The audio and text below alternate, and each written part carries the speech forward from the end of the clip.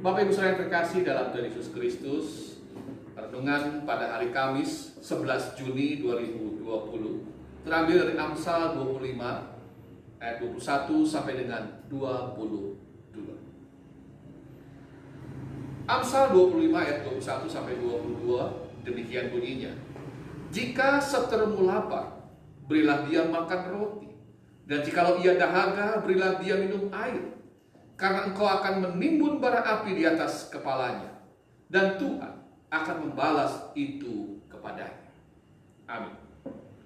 Saudara-saudara, menimbun bara api berarti membuat supaya api tidak membara kembali. Api padam dan panasnya diredam sampai akhirnya menjadi dingin dan mati. Ini menggambarkan kemarahan yang akhirnya dapat diredam dan didinginkan lalu menjadi damai.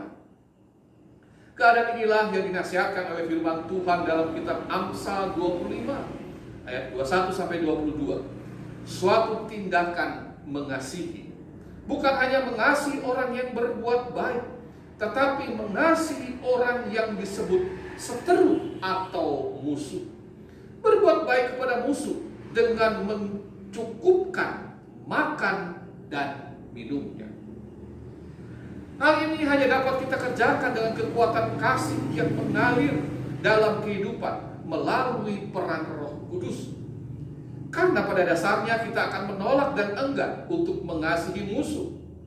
Secara manusiawi, perbuatan baik hanya diberikan kepada yang kita sukai. Perbuatan baik diberikan kepada orang yang berjasa dalam hidup. Perbuatan baik diberikan kepada orang yang pernah menolong. Perbuatan baik tidak diberikan kepada orang yang tidak kita sukai. Namun firman Tuhan mengajak kita untuk menyadari peran Roh Kudus dalam hidup kita. Tuhan menginginkan kita untuk berbuat baik kepada seteru. Berilah makan dan berilah minum. Bukan mencaci, bukan membalas dendam.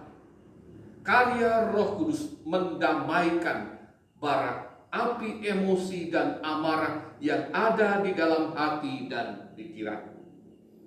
Kuasa Roh Kudus memampukan kita berdamai, juga supaya kita diberi kekuatan untuk mengasihi musuh.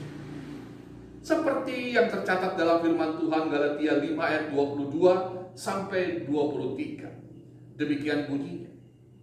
Tetapi buah roh ialah kasih, sukacita, damai sejahtera, kesabaran, kemurahan, kebaikan, kesetiaan, kelemah lembutan, penguasaan diri. Amin.